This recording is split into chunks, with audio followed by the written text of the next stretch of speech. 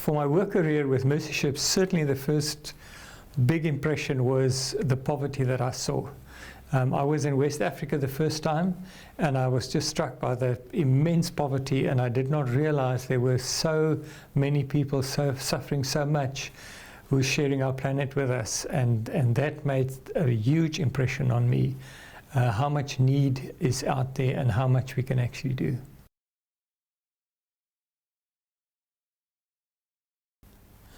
Well, I was in practice as a private plastic surgeon, and the previous ship, the Anastasis, came into our port, and that was in South Africa, and I became aware of Mercy Ships, and I just felt so blessed by God in every way, and felt there must be more in life than just me, and I really prayed about it. And a few months later I served on the ship in the Gambia in West Africa, and that first visit there just changed my life, just by seeing all the need that's out there and what can be done. And I was just never the same when I got home after that first visit.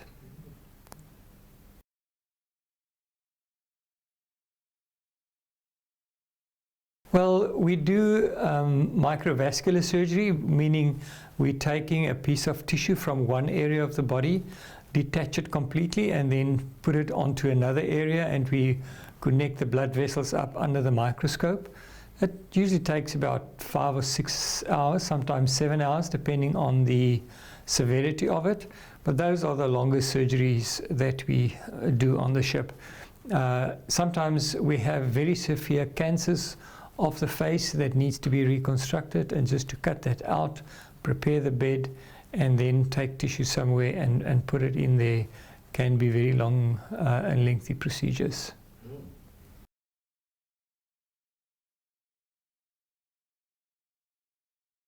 I think, it's often with the children that we see the hardest ones.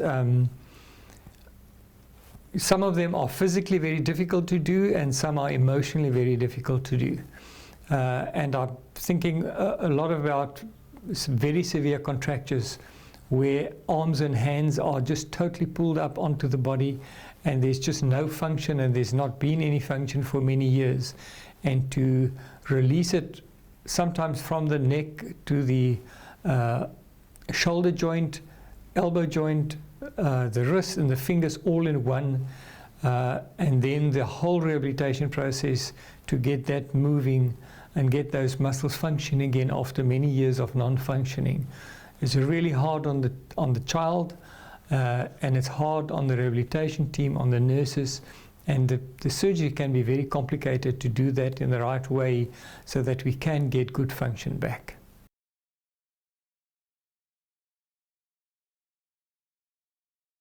Well, what we really need in general as Mercy Ships, also as individuals, we need people to work on the ship. Obviously that's a big need. We can't function without people. So, and it's not only medical people.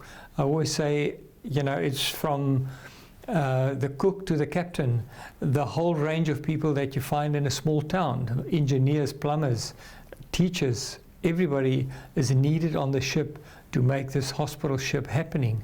So that we need, and then obviously funds. Everybody that goes there are volunteers, and the ship is also totally dependent on funds. So it is people that we need, and it's funds that we need. Those are two big needs to keep this mission going.